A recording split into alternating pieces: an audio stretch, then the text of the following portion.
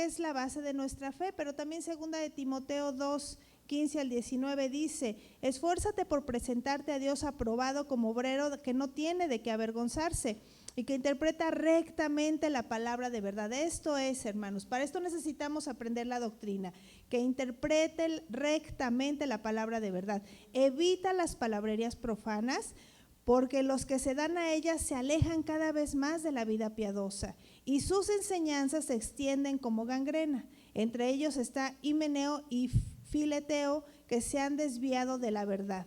Andan diciendo que la resurrección ya tuvo lugar y así trastornan la fe de algunos. A pesar de todo, el fundamento de Dios es sólido y se mantiene firme, pues está sellado en esta inscripción: el Señor conoce a los suyos, y esta otra, que se aparten de la maldad todo el que invoca el nombre del Señor. Para esto es aprender la doctrina, para que no nos desviemos con falsas enseñanzas, para que cuando escuchemos a lo mejor ciertas cosas, nosotros no creamos todo lo que se dice, ¿verdad? Sino que vayamos y todo lo que escuchemos lo filtremos a la luz de las doctrinas, a la luz de la palabra. Entonces, esto me pareció importante recalcarlo, hermano, porque a veces podemos decir, bueno, eso yo ya lo conozco, eso yo ya lo sé, a lo mejor no como su nombre teológico, como doctrina del Padre o doctrina propia, pero tenemos conocimiento de esto. Sí, hermanos, pero ¿sabes qué? No es que lo conozcas, es que lo pongamos en práctica o lo usemos para filtrar todo, hermanos, todo lo que escuchamos en este tiempo. Recuerda que la palabra nos dijo, ¿verdad?, que ahora ya no tenemos que discernir lo bueno de lo malo, sino la luz de la luz. Esto nos va a librar, conocer la doctrina, conocer la palabra. Por eso pon atención. Vamos a Efesios 1:3, vamos a entrar ya de lleno, ¿verdad?, con la doctrina propia o la doctrina del Padre. Tú ponle cualquier nombre, estamos hablando de lo mismo. Efesios 1:3 dice: bendito sea el Dios y Padre de nuestro Señor Jesucristo, que nos bendijo con toda bendición espiritual en los lugares celestiales. Y hermanos, te quiero decir algo, es imposible estudiar a Dios, es imposible. Si hablamos de la doctrina del Padre, podríamos decir, ok, entonces vamos a estudiar quién es el Padre, quién es Dios. Pero algo que tenemos que saber es que es imposible. ¿Por qué? Porque Dios no es un objeto de estudio. Dios no va a ser un objeto de estudio. Para que nosotros, hermanos, podamos conocer a Dios, ¿verdad?, tenemos que creer en Él y tenemos que confiar en Él. Esa es lo que hace la diferencia. Nosotros no estudiamos a Dios, nosotros le creemos y nosotros confiamos en Él y nosotros esperamos en Él. Conocer a Dios es cuestión de fe, no es cuestión de ciencia, no es cuestión de cuánto sé o de sabiduría.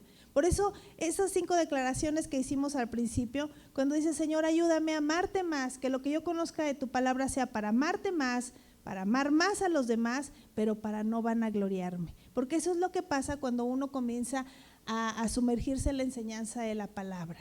Comienza uno a vanagloriarse, comienza uno a pensar, ¿verdad?, que ya conocemos a Dios. Y no, hermanos, a Dios, te lo voy a repetir, no se le estudia, a Dios se le cree y se confía en Él. Y eso es algo bien bonito porque cambia nuestra perspectiva. ¿Por qué necesitamos las doctrinas o por qué necesitamos conocer la doctrina? Para que no se nos engañe, para que no nos muevan de nuestra fe, para que nuestra fe no flaquee, no se desvíe, pero también para conocer a Dios, para experimentar a Dios. Esto es precioso. Esta doctrina del Padre nos va a enseñar y nos va a hablar acerca de Él, del Padre. Pero no queremos pensar, ¿verdad?, que vamos a hablar, que estamos hablando del Padre solamente, no del Hijo y no del Espíritu Santo. Recuerda que Dios es uno solo. 3 personalidades, 3 funciones, 3 propósitos, pero siguen siendo el mismo Dios. Así es que cuando hablamos del Padre, tú ten en perspectiva la Trinidad. No pierdas de vista la Trinidad. Estamos hablando de los 3, cada uno en su función, cada uno en su propósito, cada uno con su propio carácter, porque si tú has estudiado la Trinidad, sabes que el Padre tiene un carácter, el Hijo y el Espíritu Santo tiene otro, ¿verdad? Claro, todos aman a la humanidad, pero cada uno tiene su función, cada uno tiene ese propósito que tiene que cumplir. Entonces, gracias a la palabra de Dios se ha podido desarrollar un estudio de Dios, pero yo creo que nos quedamos muy limitados. Dios es infinito y no creo que lo que sepamos de Dios sea el todo. Pero gracias a la Biblia, por eso la primera doctrina hablamos de la Biblia, que es eficaz, que no se equivoca, que es verdad, que es inerrante. O sea, todas esas cosas que se habló la semana pasada acerca de la Biblia nos va a ayudar a establecer este principio de que todo lo que está en la Biblia, hablando acerca del Padre, hablando acerca de Dios, es verdad y es absoluto. Te voy a decir algo, hermano. Nosotros como cristianos no necesitamos conocer de más de lo que no está en la palabra. Porque si no está en la palabra, Dios no quiso que lo supiéramos. Y eso es algo con lo que tenemos que vivir. En este punto hay tantas enseñanzas y tantas cosas que la gente dice. El internet se ha encargado de popularizar tantas enseñanzas. Pero ¿sabes lo que tú y yo tenemos que creer? Lo que la Biblia dice. Y si lo que me están presentando y si lo que yo estoy escuchando no está en la Biblia, no lo necesito. No lo necesito. Lo que necesita mi vida espiritual, Dios lo dejó dicho en la Biblia. Así es que lo que se habla del Padre en la Biblia es lo que Dios es. Y es lo que yo tengo que creer y es en lo que yo tengo que confiar. Así es que esta doctrina nos va a ayudar a eso. Solo adoramos a un solo Dios. Nosotros no tenemos, ¿verdad?, ese problema. Hablamos de Trinidad. Primera de Corintios 8, 5 al 6 nos habla, ¿verdad?, de que aunque, y fíjense en qué tiempo lo escribe Pablo, ¿verdad? Aunque hay algunos que se llamen dioses, sea en el cielo o en la tierra, dice, como hay muchos dioses y muchos señores, y lo pone entre paréntesis, para nosotros, sin embargo, es lo que yo te estoy diciendo, para nosotros solo hay un Dios, Padre, el Padre del cual proceden todas las cosas, y nosotros somos para Él, y un Señor Jesucristo, por medio del cual son todas las cosas, y nosotros por medio de Él. No necesitamos más, un solo Dios, un solo Padre, un solo Señor y un solo Espíritu. Deuteronomio 6:4 dice, oye Israel, el Señor nuestro Dios, el Señor uno es. Así es que tenemos esta verdad revelada tanto en el Antiguo Testamento como en el Nuevo Testamento. No estamos hablando de más, sino de la Trinidad. Y a lo mejor esta palabra no la encontramos, ¿verdad?, en la Biblia, la palabra Trinidad, pero sí encontramos en la palabra muchas manifestaciones de estas tres personalidades de Dios, de la Trinidad, ¿verdad?, revelada a los hombres, para que nosotros podamos creer que Dios se va a manifestar a la vida del ser humano siempre en tres personas, Padre, Hijo y Espíritu Santo. Esto es para que cuando haya dudas, haya preguntas, tú sepas por qué tú estás creyendo en un solo Dios, tú sepas por qué nosotros no tenemos más imágenes, tú sepas por qué es Padre, Hijo y Espíritu Santo, pero no son tres dioses diferentes, sino es uno solo. Hay una unidad. Todo esto tenemos que conocer, hermanos, para poder entender esta doctrina propia. Mateo 3, 16, 17 dice, y Jesús después de que fue bautizado salió del agua y aquí los cielos fueron abiertos y vio al Espíritu de Dios que descendía como paloma. Estaba Jesús y estaba el Espíritu Santo, dice que venía sobre de él. Y después hubo una voz de los cielos que decía, este es mi Hijo amado en quien tengo complacencia. Aquí están los tres manifestados, el Hijo, el Espíritu Santo y el Padre. Primera de Juan 5:7, porque tres son los que dan testimonio en el cielo, el Padre, el Verbo y el Espíritu Santo, y estos tres son uno solo. Ahí está, hermanos.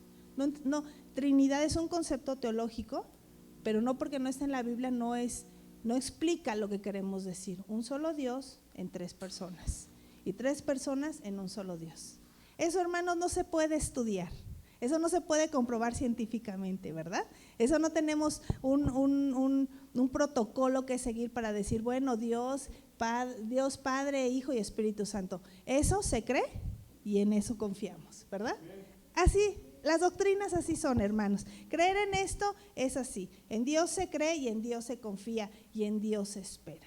Así es que, hermanos, cuando te pregunten, cuando tú puedes contestar con toda libertad. ¿Pero qué es esta doctrina propia? ¿Qué es esta doctrina del Padre? Bueno, Vamos a dividirla en dos puntos para poderla entender. Y vamos a hablar primero acerca de la existencia de Dios.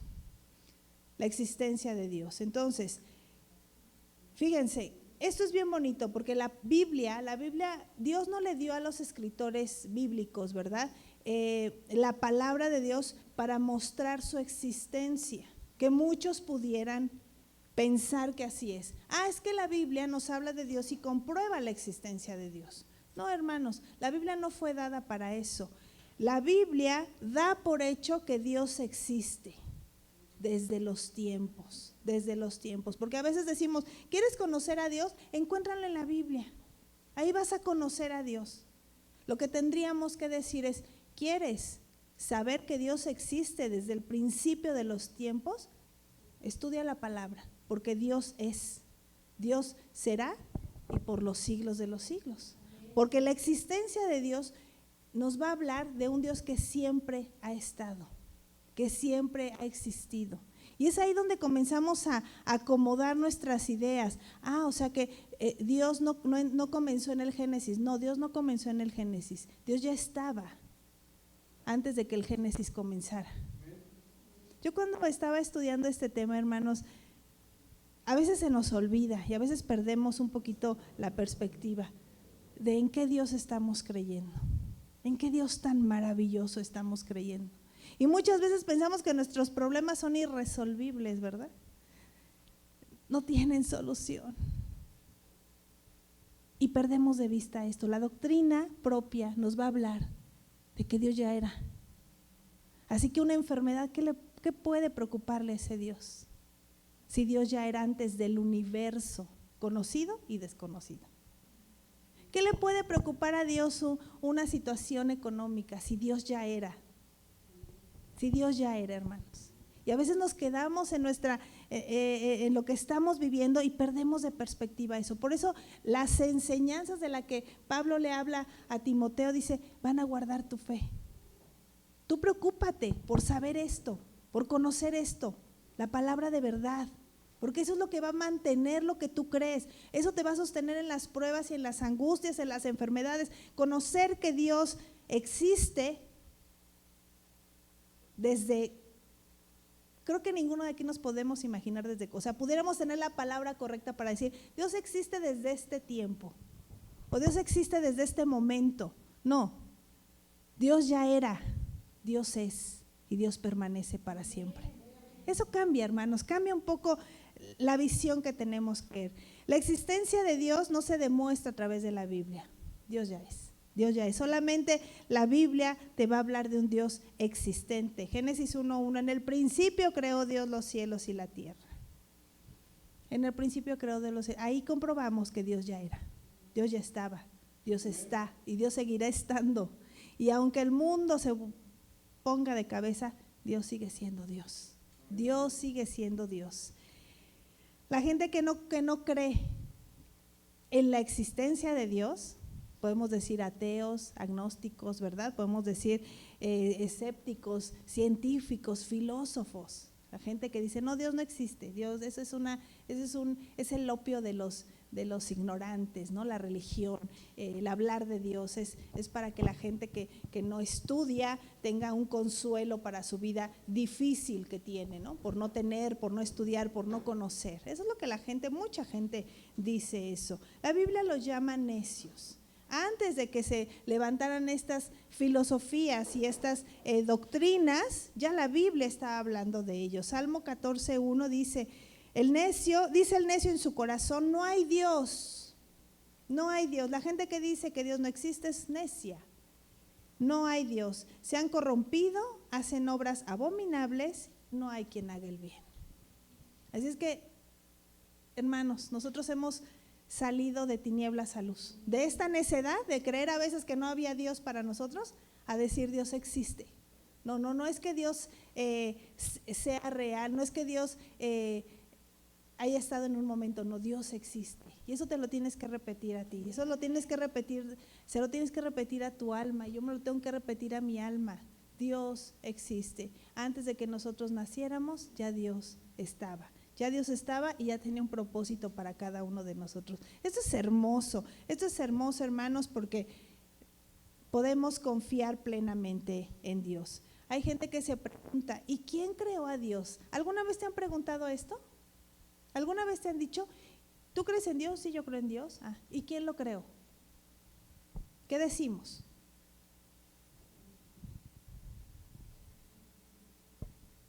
¿Qué decimos?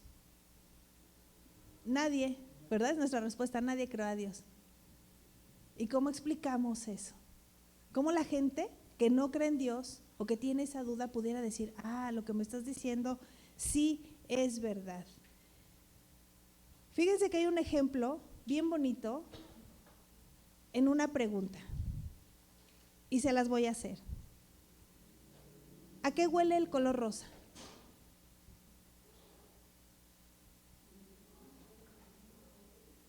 ¿A qué huele el color verde? ¿Alguien ha olido algún color? Es imposible, porque los colores no fueron creados para olerlos, los colores fueron creados para que los viéramos. Lo mismo pasa con Dios. Dios no forma parte de las cosas creadas, Él es el creador. Él es el creador. Así que Dios siempre ha existido y Él es el creador. Mi confianza está segura en Él. O sea, puedo decir gracias porque te conozco, Señor, porque no hay duda, tú estás sobre todas las cosas que yo pudiera decir increíbles, pues tú estás más arriba que eso. Tú existes desde siempre y siempre seguirás existiendo. ¿Quién creó a Dios? Nadie, porque Dios no entra dentro de la categoría. En el principio creó Dios los cielos y la tierra. Él es el creador, Él es ese poder creador y no lo ha dejado de tener, hermanos, y no ha dejado de ser todavía, aunque la creación ya estuvo, aunque ya Él estableció lo que nosotros necesitábamos, porque toda la creación fue para sustentar lo que el ser humano necesitaba. Y ya pudiéramos decir, ya se culminó, aún Dios sigue creando, hermanos, aún Dios sigue siendo ese poder creador y poder hermoso. Así es que Dios no entra dentro de las cosas creadas. Cuando te vuelvan a preguntar, ¿y quién creó a Dios? Dile, Dios no entra dentro de esa categoría.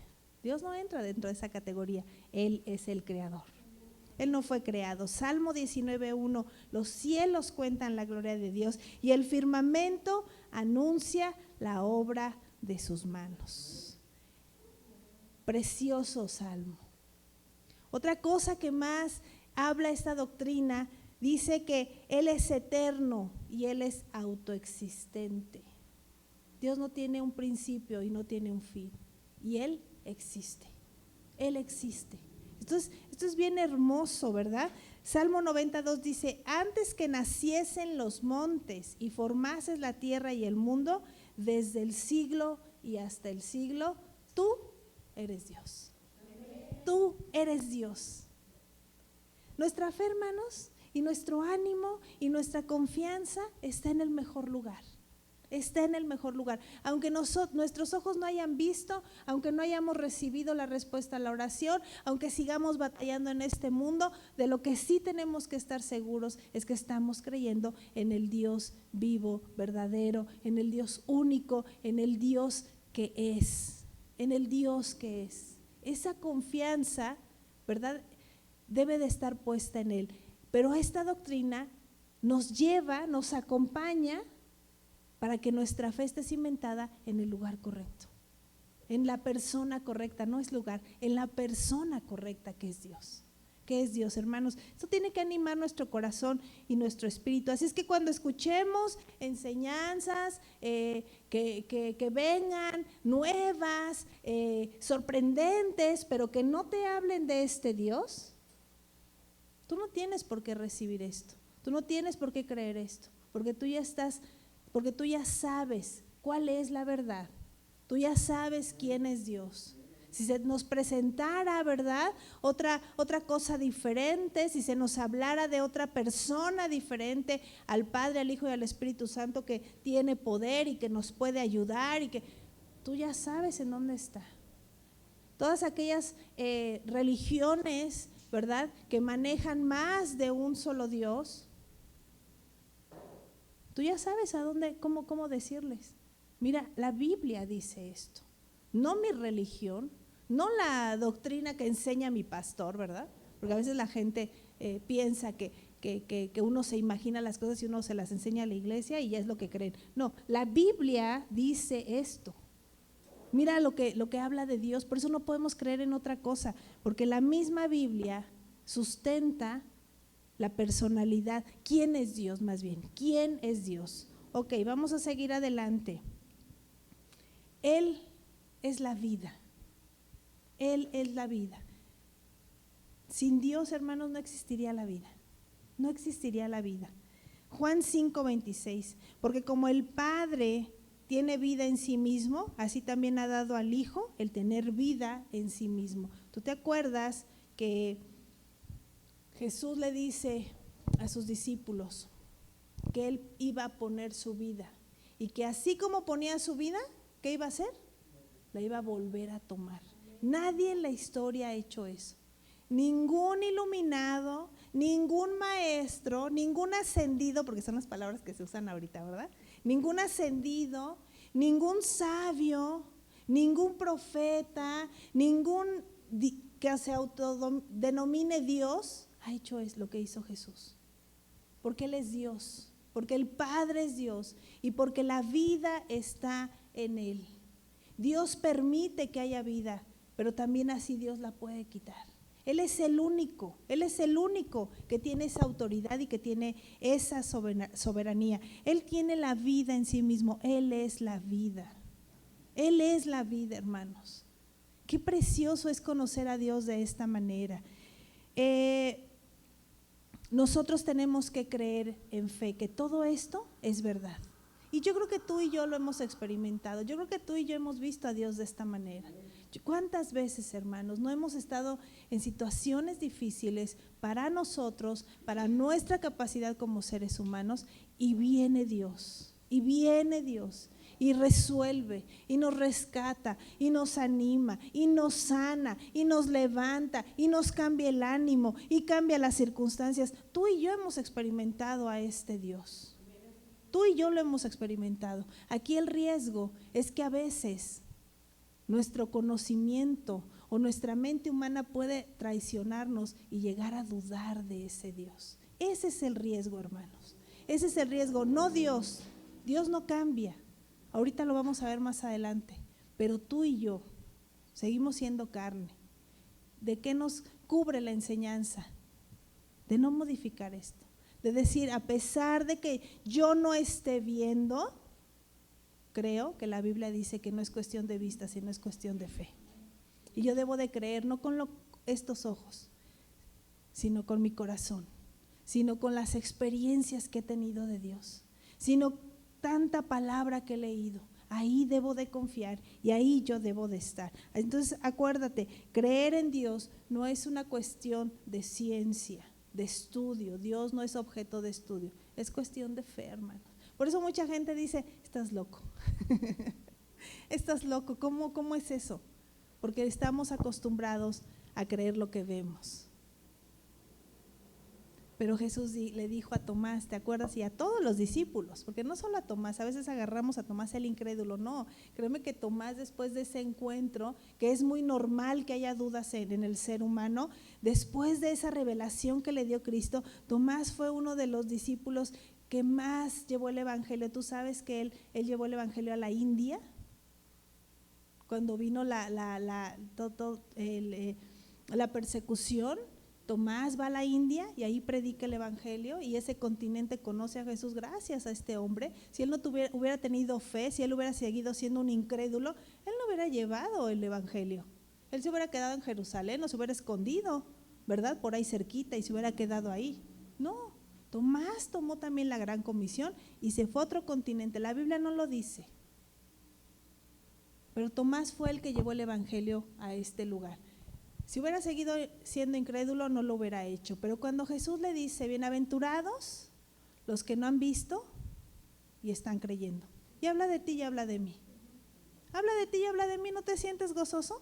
Yo sí me siento gozosa. Yo cuando leo esas palabras digo, ay, el Señor pensó en mí, porque yo no he visto, yo no vi a Jesús, yo no estuve en la crucifixión, ni en la resurrección, ni cuando alimentó a los 5,000, ni cuando fue bautizado y cuando se vino esta manifestación de la Trinidad. Yo no he estado, yo solamente lo he leído y lo he creído. Entonces Cristo estaba hablando de la iglesia futura, que eres tú y que soy yo. Bienaventurados los que han tenido fe en solo lo que han conocido a través de la palabra. Tenemos que seguir creyendo en Dios, hermanos. No podemos desconfiar, y más con el peligro latente de estos tiempos, más con las enseñanzas falsas y profanas de empoderamiento y de prosperidad y de bienestar que están cambiando la doctrina de Dios por cosas carnales y por cosas superficiales. Tenemos que ser una iglesia que conozca esto y que sepa en quién está creyendo y que esté firme en Dios y en lo que la palabra dice de Él. Ahora vamos, esto es la existencia de Dios. Fíjate, esto solamente es la existencia de Dios. Y yo creo que pudiéramos abundar mucho más, pero bueno, vamos a avanzar. Ahora vamos a hablar de los atributos de Dios. Yo creo que tú has escuchado y conoces los atributos de Dios. Los atributos nos van a hablar del carácter, ¿verdad? Y nos van a hablar de las cualidades de Dios, de su carácter y de sus cualidades. Se dividen en dos tipos, naturales y morales. ¿Cuáles son los atributos morales de Dios? Que nos van a hablar naturales de Dios, los atributos naturales. Los atributos naturales es que Dios es eterno. Si estamos hablando de la existencia de Dios que no tiene un principio y que no tiene un fin, entonces vamos a asegurar, ¿verdad?, que Dios es eterno. Génesis 21:33 dice, y plantó Abraham un árbol de tamarisco en Berseba e invocó allí el nombre de Jehová Dios eterno. Porque Dios, hermanos, no tiene principio y no tiene fin. Abraham sabía que el Dios que le hablaba era un Dios eterno, era un Dios verdadero, era un Dios que su existencia siempre había estado. Y él por eso le adoró, por eso confió en él. Fíjate que en Hebreos encontramos cuando la palabra dice que le fue contado por justicia a Abraham el que haya creído. Yo me quiero imaginar la vida de Abraham, yo me quiero imaginar ese momento cuando de repente él está en su vida normal y llega una voz, una revelación y le dice, deja todo lo que tienes y vete a donde yo te voy a decir que vas a vivir. Yo me pongo en el lugar de Abraham y yo digo, Señor, ¿cómo fue para Abraham ese momento? ¿Cómo él pudo dejar todo lo conocido por lo desconocido? ¿Cuántos hemos hecho eso? Creo que de los que estamos aquí es difícil decir, no sé dónde me lleve Dios, pero pues yo me voy, yo dejo todo, porque así le dijo, deja todo, trabajo, casa, amistades, familia, inversiones, todo, toma a tu esposa y vete. ¿A dónde, Señor? Yo te voy a decir a dónde. ¿Quién haría eso en estos tiempos, hermanos? ¿Quién estaría dispuesto? Es difícil. Nos atrevemos cuando decimos, bueno, pero hay un lugar seguro y donde vivamos, y dice, bueno, entonces sí. ¿Pero tengo trabajo? No, sí, pues te van a cambiar de trabajo. Bueno, entonces sí. ¿Hay agua y corriente y luz? Por lo menos, ¿quién se iría es muy complicado. Es muy complicado. Pero saben que cuando uno lee la palabra de Dios y lee el Génesis y conoces un poco a Abraham, tú sabes en quién creía Abraham. Abraham lo conocía. Dios le dice, dame a tu hijo en sacrificio. Y Abraham no dijo, ¿cómo crees, Señor? El hijo de la promesa, me estás diciendo, esperé este niño. Bueno, que en la semana escuchaba, ¿verdad? Que no era un niño, siempre Isaac lo ponen como niñito. Isaac tenía como 30 años cuando fue ofrecido. Era un hombre ya, no era un niñito, no era… porque él carga la leña, y dicen que la gente que estudia todo esto, un niño no podría cargar la cantidad de leña que se ocupaba para un holocausto. Entonces, Isaac tenía más o menos 30 años. Abraham le pudo haber explicado, y Abraham solamente le dijo, Dios proveerá. Abraham conocía a Dios, Abraham sabía.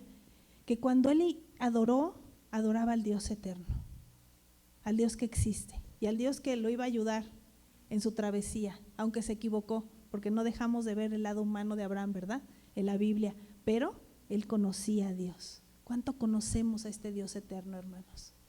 ¿Cuánto podemos descansar en esa eternidad y decir, sí, Señor, yo sé que tú eres eterno y que hasta cuando yo deje de existir y mis generaciones y se borre mi nombre de esta tierra, tú seguirás siendo Dios? Yo confío en ti, yo confío en ti. Entonces, de verdad, hermanos, al conocer estas cosas, qué ansiedad, qué depresión, qué angustias. Dios está por sobre todas estas cosas.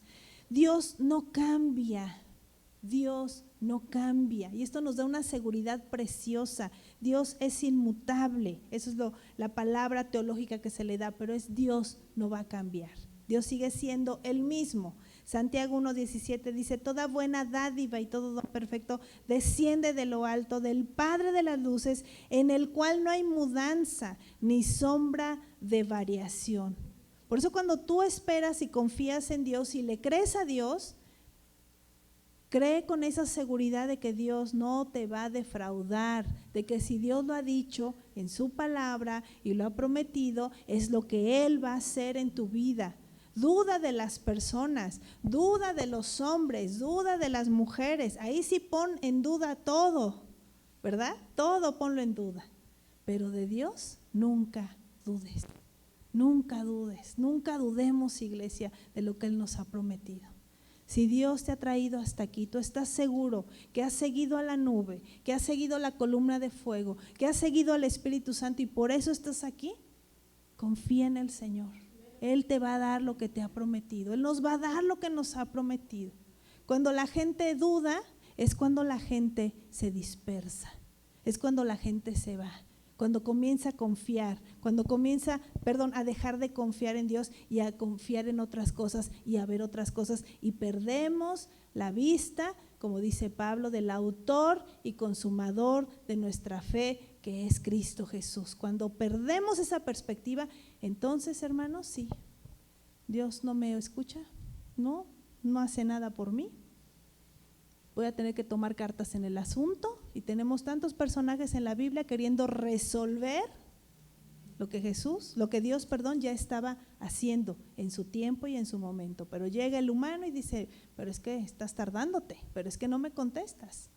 Y entra la duda. Tú y yo tenemos que saber que Dios no cambia. Te voy a decir que puede cambiar en tu vida y en la mía y lo vemos en la Biblia. Dios puede cambiar los métodos. Dios puede cambiar los métodos, pero jamás va a cambiar su carácter y su propósito. Nunca, nunca, hermanos. Y ahí tenemos a Adán y a Eva. Dios tenía un propósito para la humanidad a través de ellos. Le creen a la serpiente, le obedecen. Pero si tú lees Génesis, el propósito sigue en pie. El propósito sigue. Y ahora es a través de Cristo, ¿verdad? Que va a venir la redención. Ya no era a través de permanecer en el huerto, cuidados por Dios. Ahora era a través del Hijo. Pero el propósito no cambió para la humanidad. No cambió. Dice su palabra, y esta es la vida eterna, que te conozcan a ti, al único Dios verdadero, y a Jesucristo a quien has enviado. No ha cambiado, hermanos, sigue siendo. Después de muchos miles de años, seguimos aquí, con el mismo propósito. Los métodos pueden cambiar y Dios puede usar una cosa y otra, pero siempre va a llegar al cumplimiento de su propósito. ¿Cómo es Dios? Que para que muchas veces el hombre y la mujer entiendan el propósito de Dios, usa el dolor y usa el sufrimiento y usa las consecuencias de separarnos de Él, las consecuencias del pecado para acercarnos a Él. ¿Cómo es Dios, hermanos? No es su plan, Él no quisiera por el carácter que Él tiene, pero ocupa todo para que se cumpla el propósito en nosotros. Yo siempre he dicho algo, Dios no va a desperdiciar nada, ni en tu vida ni en la mía.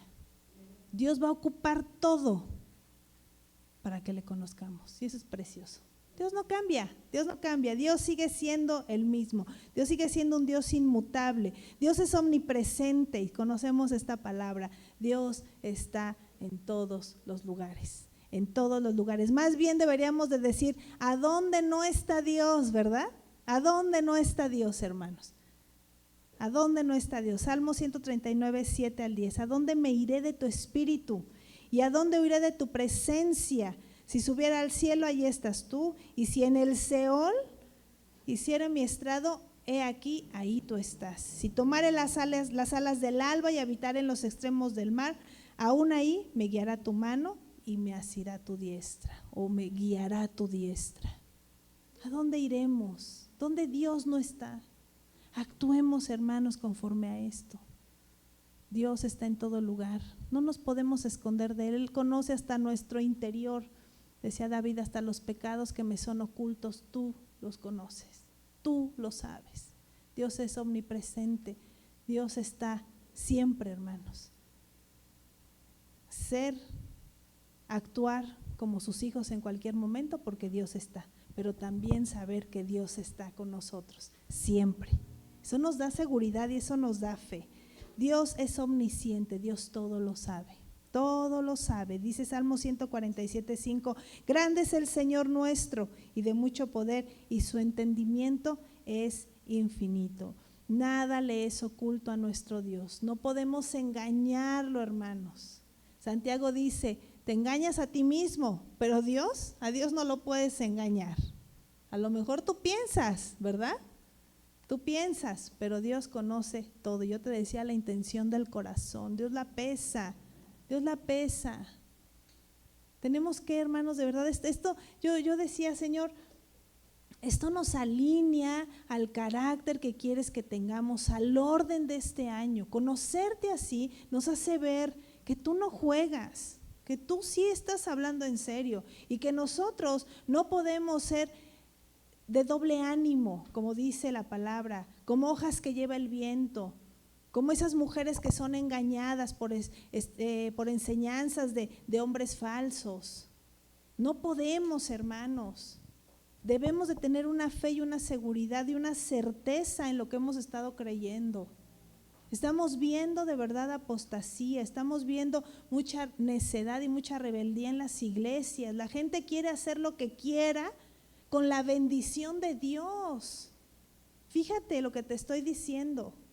La iglesia que no ha entendido esto, pero que ha sido salva, pero todavía ese conocimiento no se le revela, vive haciendo su voluntad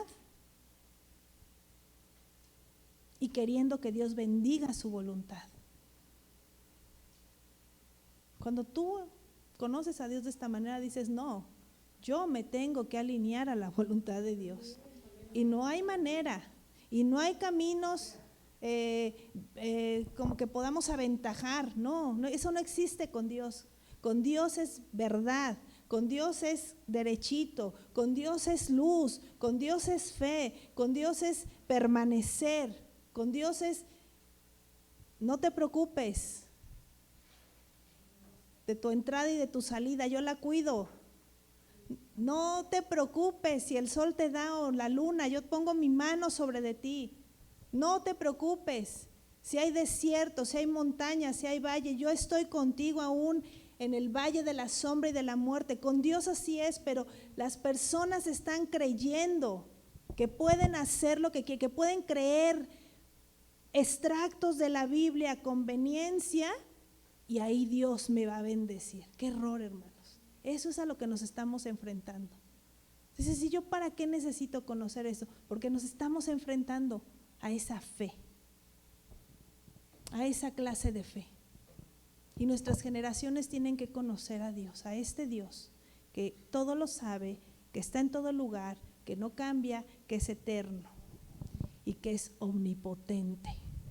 Todopoderoso, hermanos, todopoderoso. Cuando escuchamos estas palabras, yo digo, Señor, ¿qué no podrás hacer? ¿Qué no podrás hacer? Tú todo lo puedes hacer. Y ahí creo que se acaba toda excusa, creo que se acaba toda duda, creo que se acaba toda situación humana delante de Dios. Dice la palabra en Génesis 35:11, también le dijo Dios, yo soy el Dios omnipotente, crece, multiplícate. Una nación y un conjunto de naciones precederán de ti y reyes saldrán de tus lomos. Lo está diciendo Abraham, por eso yo te digo que lo conocía, pero te voy a dar otras citas.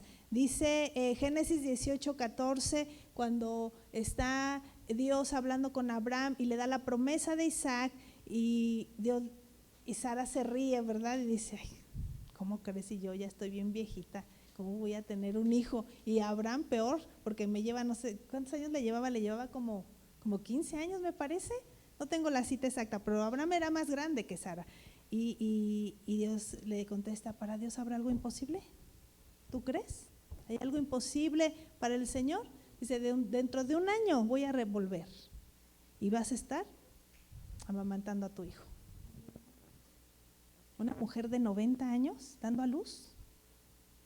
Un hombre de 100 años teniendo hijos. Claro, eran otros tiempos y vivían muchos años, pero la Biblia dice que ya Sara no era una mujer fértil, ¿verdad? ¿Habrá algo imposible? Yo digo, Señor, yo veo esto y digo, ay Dios, mis problemas, mira, así, así de pequeños son. Mateo 19:26, Jesús está hablando con el joven rico y entonces Jesús les dice, sus discípulos le dicen, qué difícil es esto, Señor. ¿Quién entrará al reino de los cielos, verdad? Y Jesús les dice, para los hombres es imposible, pero para Dios todo es posible. Todo es posible. Así es que, hermanos, hasta el más pecador de los más pecadores, el más necio, el más rebelde, puede entrar al reino de los cielos si se arrepiente, porque para Dios cambiar un corazón es posible. Es posible. No dudes cuando estés orando por alguien que no quiere recibir el mensaje, que es duro, que se enoja, que no dudes en decir estas palabras. Para ti es imposible, pero para Dios no hay nada imposible. Por eso nuestros ojos no están puestos en lo que podemos hacer, sino en lo que Él puede hacer, hermanos. Lucas 1:37, está María, una jovencita, 16 años más o menos tenía, estaba prometida, no había conocido varón, en una situación de su tiempo que si ella salía embarazada iba a ser un escándalo porque no le iban a bajar de prostituta. Y María se atreve a preguntarle al ángel después de todo el mensaje que le da, ¿y cómo va a suceder esto? ¿Cómo será? Yo no tengo esposo. Bueno, ya voy a tener, pero todavía no tengo esposo. Y entonces el ángel le contesta, para Dios no hay nada imposible, María, y esto va a suceder. El Espíritu Santo vendrá sobre de ti y vas a concebir un hijo de Dios. Wow. No, hermanos, yo lo está en la Biblia y de verdad, hermanos, que mi fe crece, aumenta, mi confianza. ¿Qué problema? ¿Qué desánimo? ¿Qué ansiedad? ¿Qué me agobia? Ah, bueno, ahí está el Dios del imposible. Ven, pongámoslo en sus manos. Acerquémonos confiadamente al trono de la gracia, dice su palabra. Ahí está el Dios de los imposibles, el que todo lo sabe, el que no cambia, el que está presente, el que todo lo puede, el que es eterno. Ahí está Dios queriendo resolver la situación que estás viviendo, que estoy viviendo. La situación que la iglesia está viviendo, ahí está Dios, porque Él siempre está. Es hermoso esto, hermanos. Anima mi corazón y yo digo, sí, Señor. Ahora vamos a los atributos morales. Fíjate, estos solo fueron los naturales. Esto es solamente cómo es Dios, ¿verdad? Los atributos morales son su carácter y aquí encontramos otra belleza más acerca de Dios. Dios es santo, Dios es santo. Dice Salmo 99:9, exaltad a Jehová nuestro Dios y postraos ante su santo monte, porque Jehová nuestro Dios es santo. Y te voy a decir algo, ese Dios santo no podría tener relación con nosotros, seres humanos, pecadores, con una naturaleza caída, pero es a través de Cristo. Aún Dios en esa santidad nos amó y dijo, hay que ponerle remedio a esto. No quisieron cuidar el jardín, no quisieron quedarse a cuidar el jardín solamente, ¿verdad? Y disfrutar de mi santidad. Bueno, ahora les voy a dar a mi hijo unigénito, único. Por eso Juan 3:16 dice que Dios dio a su hijo unigénito. Siempre decimos porque era el único, ¿no? Era su único hijo, no hay otro hijo. Acuérdate, Padre, Hijo y Espíritu Santo. Pero también esa palabra unigénito, ¿sabes qué quiere decir? Que no había nadie que pudiera hacer lo que Cristo hizo por nosotros.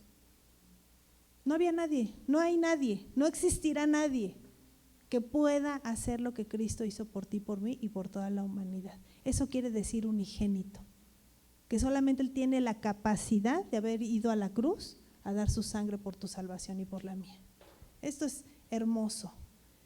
Dios nos reconcilia a través de Cristo para que podamos disfrutar de su santidad. Dice Hebreos 10:10, en esa voluntad somos santificados mediante la ofrenda del cuerpo de Jesucristo hecha una vez y para siempre.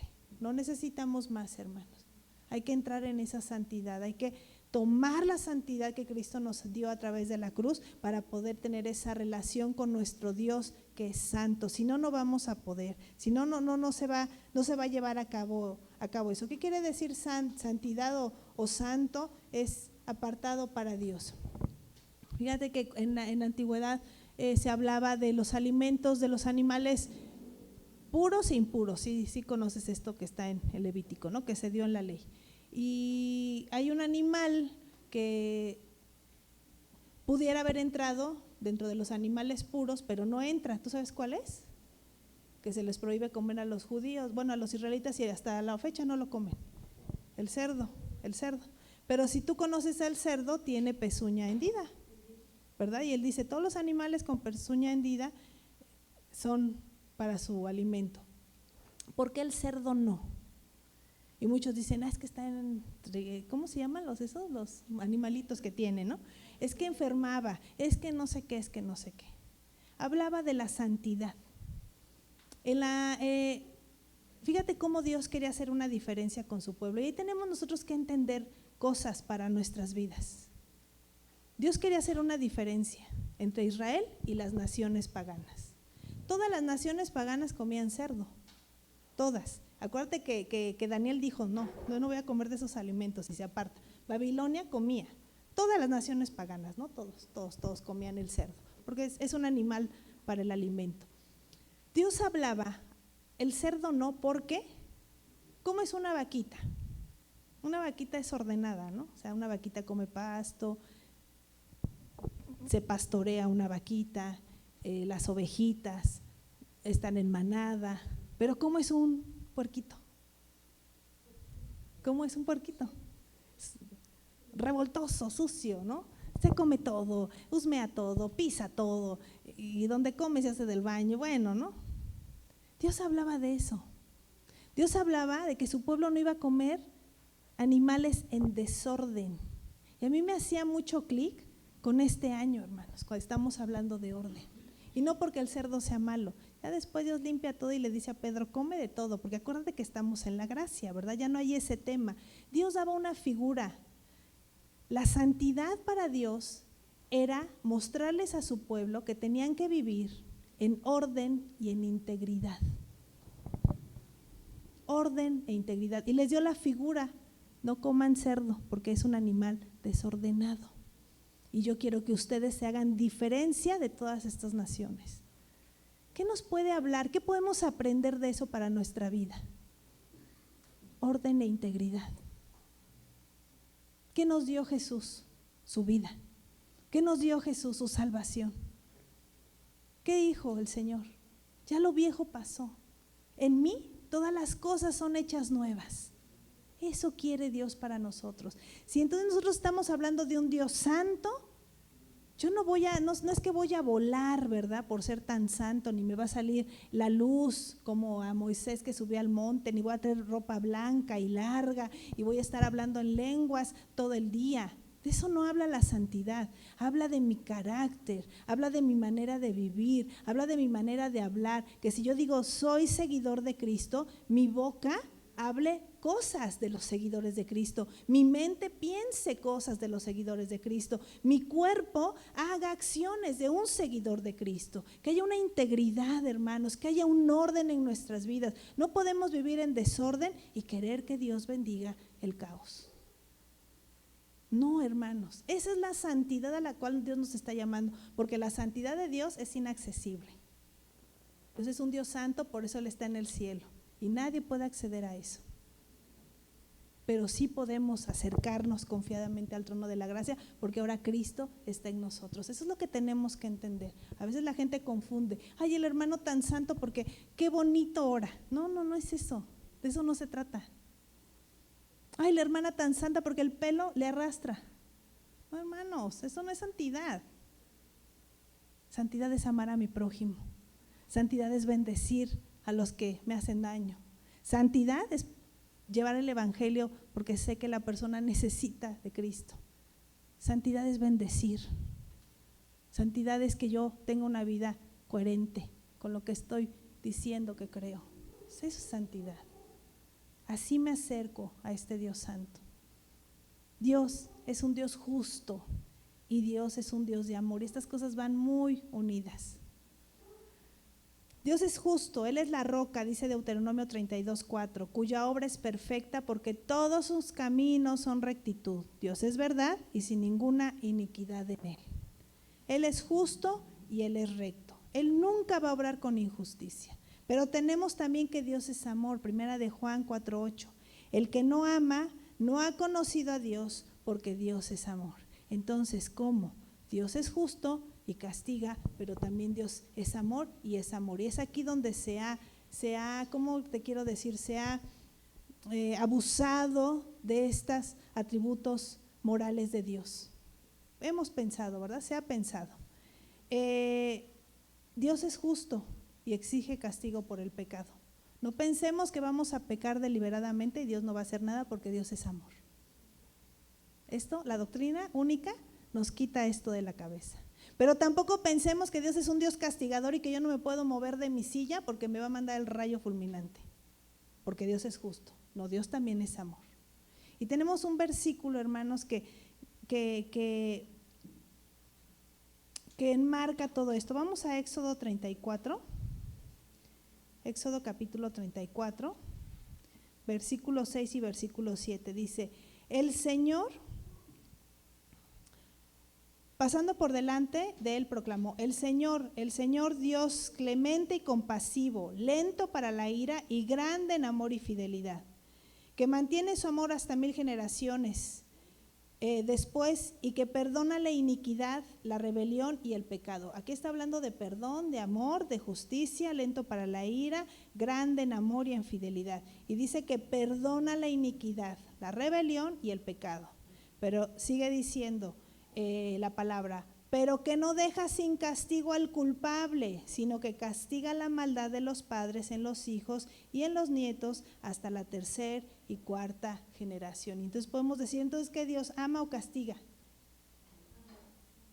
Dios ama, pero también hace justicia. Pero fíjate aquí lo que tenemos que poner en cuenta. Dios bendice hasta 1000 generaciones. Pero cuando castiga hasta la tercera y cuarta generación. No se comparan 3, 4 generaciones a 1000, no se comparan, porque así es su amor y su misericordia. Pero también dice que Dios perdona la iniquidad. Dios no es un Dios castigador, Dios es un Dios de misericordia, de amor, pero es justo. ¿A dónde quiero llegar con esto, hermanos? Que no debemos pensar que vamos a abusar del amor de Dios. Estamos en el tiempo de la gracia y es el tiempo para encontrarlo, pero no creamos que porque no nos portamos mal no va a haber una consecuencia. Dios es justo y en su justicia y en su infinito amor hacia nosotros nos va a corregir y nos va a regresar a casa y va a usar cualquier cosa para que reconozcamos que hemos pecado, que nos hemos equivocado, pero que es en su camino donde debemos estar. Esto es Dios, hermanos. Esto es Dios. Y esta noche, hermanos, con esta enseñanza y con esta palabra, yo quiero que tu fe se fortalezca, que no decaiga. Que el día de mañana que vengan situaciones, problemas, enfermedades, circunstancias de la vida, antes de decir, ¿dónde estás? Ayúdame, mira cómo está mi condición, pienses en esto. Pienses que este Dios siempre ha estado contigo y siempre estará y seguirá estando. Y que este Dios es el que nos ayuda en nuestras necesidades y en nuestras angustias, pero que también este Dios es al que le debemos de rendir adoración. Tenemos que tener una vida de obediencia y una vida de santidad. Esta doctrina nos enseña esto y nos anima, hermanos, de verdad, a que nuestra fe no decaiga, a que no nos equivoquemos, pero también que no nos dejemos engañar, que no nos dejemos engañar, ni por nuestro propio corazón, ni por enseñanzas falsas, a lo mejor más vistosas, a lo mejor más extravagantes, pero al final de cuentas que nos lleven a la perdición. Aquí está la gracia, hermanos, aquí está la oportunidad. Si hemos, como decíamos al principio, creído alguna mentira de Dios, con esto se disipa. Si habíamos pensado que Dios no nos oía, con esto se disipa. Con esto nuestra fe tiene que crecer, nuestra confianza tiene que crecer. Tenemos que seguir en la brecha, hermanos. Aunque nuestros ojos no estén viendo, sabemos que las cosas van a suceder. Ponte de pie, vamos a orar, vamos a bendecir a Dios y a decirle gracias, Señor, porque Dios es tan hermoso, hermanos. Dios es tan justo, tan bueno, tan amoroso.